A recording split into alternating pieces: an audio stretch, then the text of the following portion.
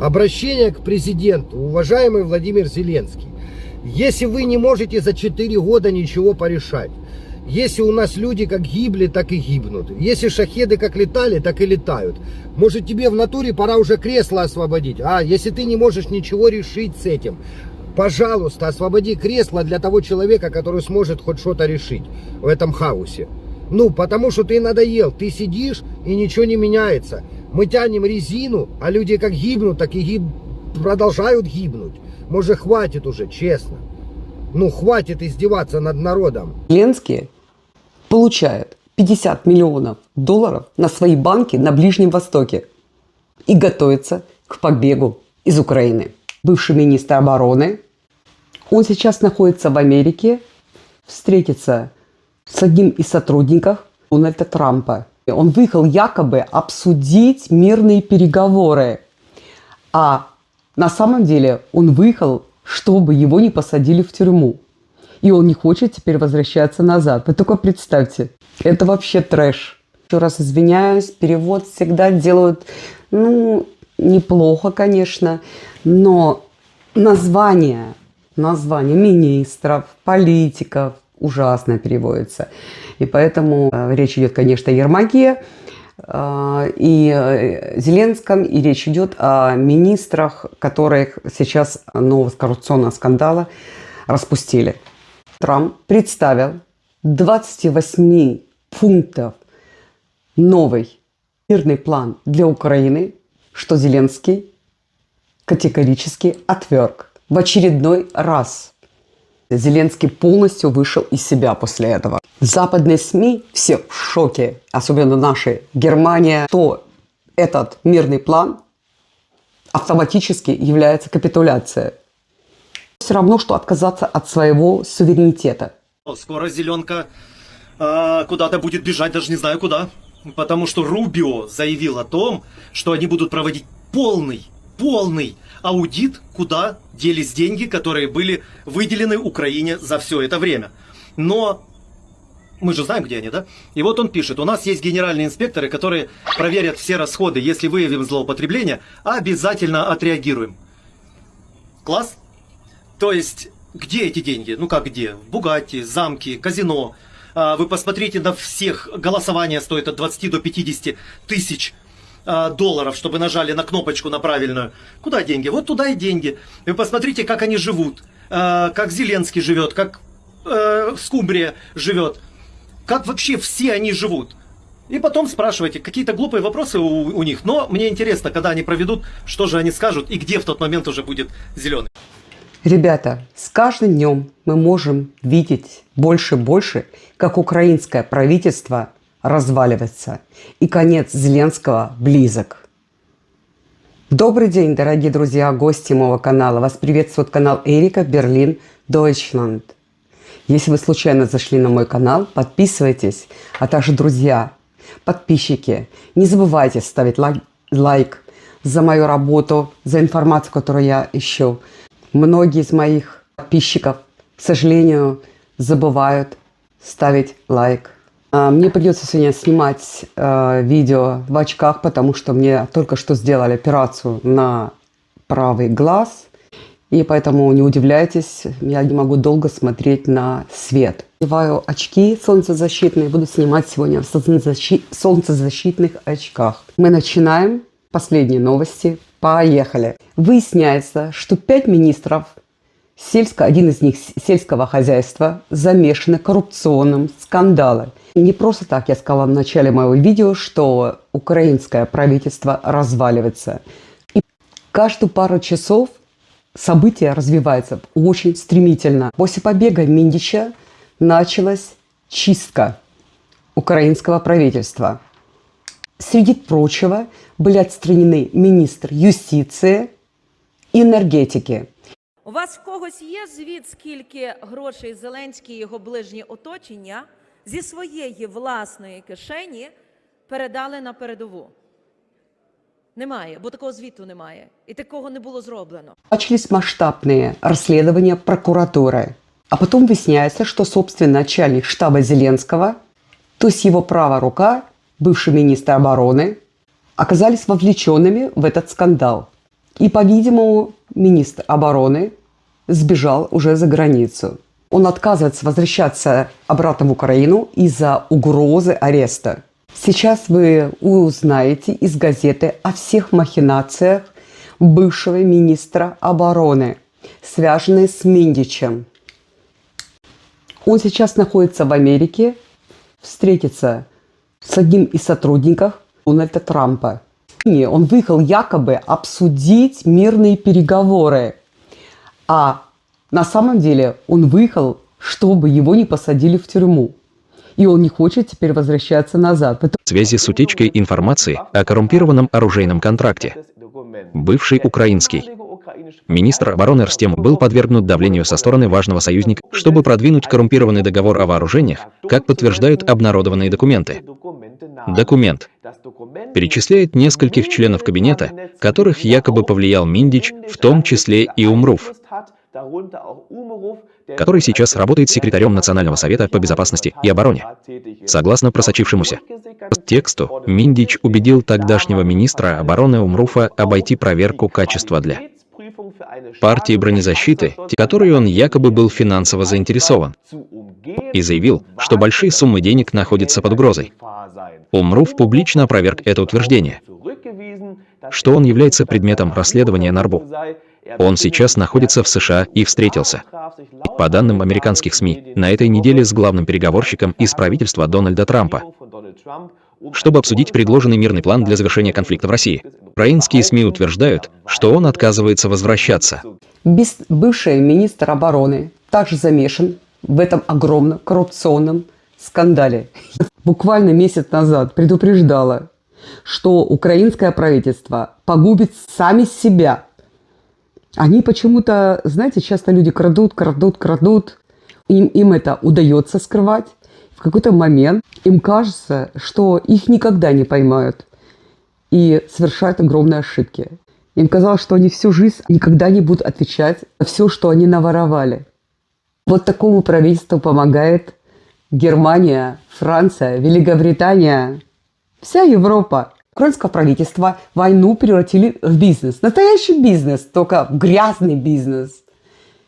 Как будто бы они ждали и не дождались этой войны, чтобы навариться на ней по полной. До чего же украинское правительство далеко зашло, обманывая свой народ, который примерно много лет им доверял и верил. Даже в социальных сетях заявляется, что бывший министр обороны подал, кто находится сейчас в Америке, якобы он поехал на переговоры, а сам сбегает. Он подал заявление на политическое убежище. Но украинское правительство до сих пор говорит, что он завтра вернется или сегодня вернется, на днях вернется. Интересно, вот посмотрим, вернется он или не вернется. И будет ли он доставлен потом сразу в полицию. Только недавно я выставляла, что Ермак покрывал Зеленского, говорил, что Зеленский тут ни при чем, он не корруптный. Посмотрим, как сейчас будут покрывать Зеленский Ермака. Сейчас выявляется, как глубоко Ермак замешан в этом коррупционном скандале. Андрей Ермак, глава офиса президента Зеленского, в пленках, в прослушках Миндича фигурирует как Али-Баба. Об этом сегодня заявил народный депутат Украины Железняк. Б. Али-Баба Андрей Борисович, Ермак. Также народный депутат Украины Марьяна Безуглая заявила, что в узких кругах Ермака его называют Алла Борисовна. Те же А.Б. Андрей Борисович, Алла Борисовна. Да. Глава САП Клименко упоминал, Али-Бабу, то есть Ермака, в пленках, в расследованиях, как человека, который после того, как начали расследование набушники по Миндичу, по этому всему окружению, там Чернышовы, все вот эти Цукерманы, в таком контексте, что Али-Баба начал проводить совещания с силовиками, с силовыми органами, с правоохранительной системой. И начал им раздавать команды, указания, чтобы давить набушников, остановить их, посадить их. То есть различные были команды такие. Служба безопасности Украины закрыла одного такого следователя НАБУ, который якобы проводил работу и расследование по вопросам значит, Миндича и всей этой гоп-компании по коррупционным схемам. Ну, вот так озвучивает это все народный депутат Украины Железняк. И также они хотят, люди, которые против Зеленского, вот эта компания, которая настроена, снять немедленно Андрея Ермака, на что Зеленский, естественно, не пойдет. Но это его близкое окружение, это его человек. То есть они в одной схеме теме. Также Железняк говорит, что нужно чего сделать? Нужно, говорит, разоблачить все это, провернуть, просмотреть и вывести, как говорится, на чистую воду. Ермак, вот по заявлению Железняка, организовывает вот все вот эти вот схемы, темы. Он настолько был в близких отношениях с Миндичем, что он как бы и был организатором вот этих вот всех коррупционных схем, тем. Поэтому расследование в любом случае будет дальше продолжаться, насколько я понимаю. Единственный вопрос, почему дали такую возможность набушники уехать Цукерману и, значит, Миндичу из страны, если они их прослушивали, если они их водили, катали, негласно их за ними следили. Итак, сейчас выясняется, участвовал ли Ермак сам в коррупции или покрывал просто, молчал об этой коррупции. То есть молчал, знал и не вмешивался, не сообщал, как говорится. Логически, если он знал об этом и скрывал это, или делал вид, что он ничего не знает, ни о чем не слышит, то так же, как других министров, его должны уволить. Градоначальнику Ермалку, как и советнику Зеленски, предъявляют обвинения в препятствии расследованию коррупции, который помешал расследованию, но сам не получил выгоду от мошенничества. Неизвестные чиновники сообщили через местные СМИ, что правительство может быть свергнуто. Слышно, что Зеленский Ермак не должен быть уволен. Наши источники так сообщили. Некоторые депутаты требовали увольнения Ермалка после появления сообщений «Анонимное прикрытие», использованное для одного человека в делах прослушивания, связанных с энергетическим скандалом, были использованы. Даже депутаты из собственной партии Зеленский подозревают, что Джермальк замешан в коррупционном скандале. Украинский парламент принялся распуск всего правительства Зеленского. Только недавно я выставляла буквально на прошлой неделе вам о том, что Порошенко сейчас, я еще говорила в черном юморе, что, мол, один террорист корруптный наговорит на другого террориста корруптного, то есть на Зелю. И сейчас Порошенко серьезно занялся Зеленским. Зная, что тогда Зеленский объявил чуть его не террористом, он хочет ему мстить. И еще к тому же он хочет опять быть президентом. Мало уже корруптных президентов. И так Порошенко призывает к новым выборам. Еще раз извиняюсь, перевод всегда делают, неплохо, конечно, но название министров, политиков ужасно переводится. И поэтому речь идет, конечно, о Ермаке и Зеленском, и речь идет о министрах, которых сейчас из-за нового коррупционного скандала распустили. Итак, друзья, как мы знаем, Тимошенко вместе с Порошенко объединились, чтобы распустить все правительство Зеленского. Сейчас они собирают 150 голосов, подписей для новых выборов. Даже некоторые члены партии Зеленского призывают срочно к новым выборам. То есть не только оппозиционная партия собирает эти голоса, а тоже депутаты партии Зеленского. Так как они тоже сыты по горло коррупцией. Порошенко и Рудик требуют смены правительства из-за коррупционного скандала в энергетическом секторе. Партия «Голос» депутата Рудика в понедельник присоединилась к бывшему президенту. Порошенко призывает к новым выборам, де-факто монополия на все решения и контроль, заявил Тимошенко, и требует формирования коалиционного правительства единства, чтобы предотвратить дальнейшее падение страны. Партии «Европейская солидарность», Порошенко и Тимошенко. Они объединились, чтобы потребовать отставки всего кабинета. Они утверждают, что необходимые 150 подписей будут собраны путем мобилизации членов. других фракций и при поддержке некоторых депутатов объединяющейся партии Зеленского, которая в 2019 году получила большинство голосов, чтобы собрать подписи и затем инициировать вотум недоверия. Это шаг в правильном направлении, то есть называется как бы процесс, связанный с недоверием к существующему президенту Украины Зеленскому и его приближенных. То, что всегда Зеленский утверждал, что во время войны невозможно перевыборы, сейчас это утратило силу. Зеленский уже не может отмазаться этими словечками. Да, у нас война, мы не можем. После войны с удовольствием, да, такие думаю, я готов. Все это тоже не пройдет.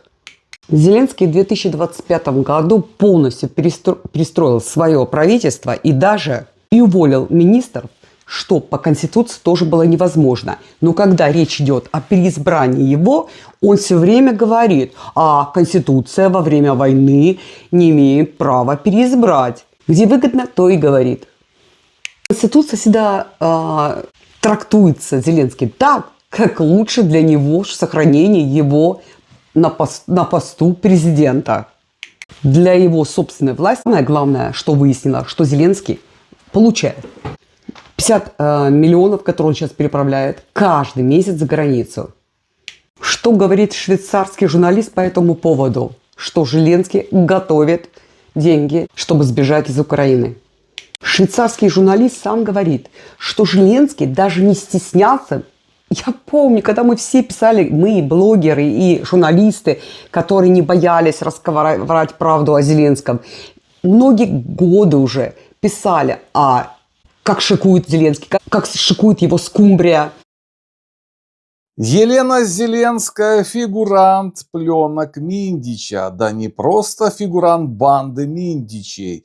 Она занимала более высокое положение, чем Миндич, на которого пытаются сейчас все валить. Ну а Зеленский отказал Трампу в его мирном плане. И, как сообщает Axios, встречи с Уиткофом отменены. И трехсторонние встречи Турция, США и Зеленский тоже отменены. Приветствую, друзья! Елена Зеленская, да, вот та самая скумбрия по 8, оказалась одной из глав мафии, как сообщают украинские журналисты. Кстати, золотой унитаз Америка со 100 килограмм золота продан.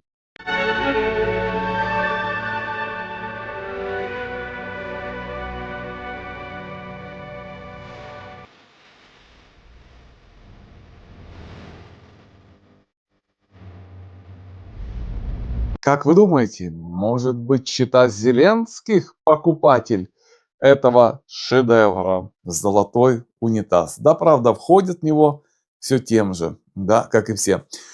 Ну, а теперь, собственно говоря, к Елене, опять же, Зеленской, потому что она фигурирует, с одной стороны, на пленках. Она в курсе была всех дел, связанных с Чернышовым, с Миндичем. Оказывается, она принимала активное участие в строительстве особняков «Династия» для вот этой мафиозной группировки мирового масштаба, так сказать. Так что, когда она покупала бриллианты, то, что я вам рассказывал, опять же, у одних товарищей, так скажем, в ювелирном магазине, ну, то все мелочи было, потому что у нее этих бриллиантов, да просто завались, как говорится.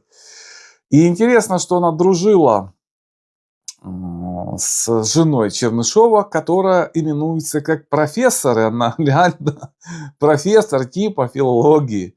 Знаем мы всех этих профессоров, как они все покупают, да, у Зеленского. Но, тем не менее, значит, она руководила как раз этим строительством, а Елена Зеленская, по сообщению разных фигурантов, была в курсе всех событий, куда, как переходят деньги. Ну, семейный бюджет же надо считать, согласитесь. Ну, во всяком случае, так считают украинские журналисты. Интересно, обнародуют дальше какую информацию. Но вот предварительно есть такое. То есть такое впечатление, что удавочку все ближе к Зеленскому подкидывают. Как говорится, сколько веревочки не виться, конец всегда будет. И поэтому бьют уже по самому ближайшему окружению Зеленского, по Елене Зеленской уже фактически. Ну, Ермак, конечно, его любимый на самом деле, бункерный. А дальше, конечно же, стрелки все к Зеленскому. Но, да, казалось бы, НАБУ, Трамп активно лоббирует сейчас мирный план. Все об этом говорят, что вот-вот конфликт может закончиться. И тут вдруг Зеленский отказывается. Оказывается, он привез какой-то с собой план европейско-британский, который подразумевает продолжение, конечно, войны. Значит, ему что-то пообещали. Но, так скажем, таким образом отказывать Трампу для Зеленского все равно закончится плохо. А коррупционный скандал, если уже подобрались к Елене Зеленской, ну то есть следующими фигурантами, кто руководил этой группировкой мафиозной, ужасающей, она наверняка войдет в историю мировой криминальной, преступной, фашистской деятельности. Это, конечно же, Зеленский и Ермак, два верховных руководителя этой банды Миндичей. Миндич стрелочник, это уже понятно сейчас. Но я думаю, что не только Зеленский и Ермак, и, вероятно, какие-то европейские ушлепки, чиновнички, ну и, конечно же, британские всякие товарищи уже тоже фигурируют они в уголовных различных ориентировках, участвовали и тоже принимали активное участие в руководстве банды Миндичей, фламиндичей. Ну а Елена Зеленская, как вы видите, тоже оказалась не в стороне. И, кстати, она зарабатывала, помните, на детском питании, формируя вместе с ушлепком Клоптенко, это повар ее там, ублюдочное, несъедобное меню, на котором они заработали денег очень много. С детскими домами она там проводила что-то, с детскими, опять же, различными направлениями, зарабатывала, представьте себе, на чем, зарабатывала здесь слово не подходит. Курировала множество других проектов. Какая семейка, согласитесь, но это просто нечто. Конечно же, это ужасающие факты, которые все дальше и дальше обнародуются. И все-таки удавка рано или поздно бросится на шею Зеленского, предполагают и надеются украинские журналисты. Тем не менее, все говорили, да что вы, закрывали нам рот блогерам, говорили о том, что это все фейки, это не может быть. Зеленский, сейчас вот швейцарский журналист подтверждает это своим заявлением, даже не скрывая со своей скумбрией шикарную люсовскую жизнь. Прямое участие Зеленского в коррупционных схемах Украины. Отрицать было бы абсурдно, сказал швейцарский журналист Петер Ханселанг в эфире. RT и отметил, что украинский лидер даже не пытался скрыть роскошный образ жизни своей семьи. Это смешно, если взглянуть на все эти дома, яхты и покупательские двери его семьи, что достоверные источники сообщили ему.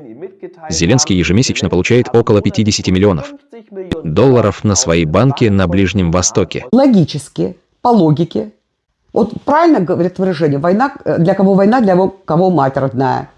Но тут еще хуже. Это получается, что они рады были этой войне. То только благодаря войне они могли столько заработать бабла. И это все стоило людям 1,5 до 1 700 000 жизней, потери жизни молодых ребят. Насчет скумбрии, сейчас я тоже вам представлю пару видео. Нам закрывали рты, там и скрывать-то нечего было. Они этого даже не скрывали. Есть даже одно из у меня переведенное видео, где как раз говорится, одна из известнейших домов моды рассказывает, какие именно вещи предпочитала покупать скумбрия и заказывала в этом модном доме, которые стоили там вообще баснословные деньги. Ну, это и мелочи даже для них. Зеленские переводят каждый месяц огромнейшие деньги. Никто не знает, откуда эти вообще деньги. И все это переводится, если вдруг с ним что-то произойдет, и нужно срочным образом убегать из страны. Источник это денег никто не знает. А почему не знает источники этих денег? Потому что зарплата как президента для выведения этих денег не хватило бы. Итак, Зеленский переводит деньги до Ближнего Востока именно туда, куда переводил деньги Миндич. Это же не просто совпадение. Друзья, гости моего канала, я прощаюсь с вами. До новых встреч. Подписывайтесь, ставьте лайк. Заходите на мое новое видео. Всего самого наилучшего. Пока.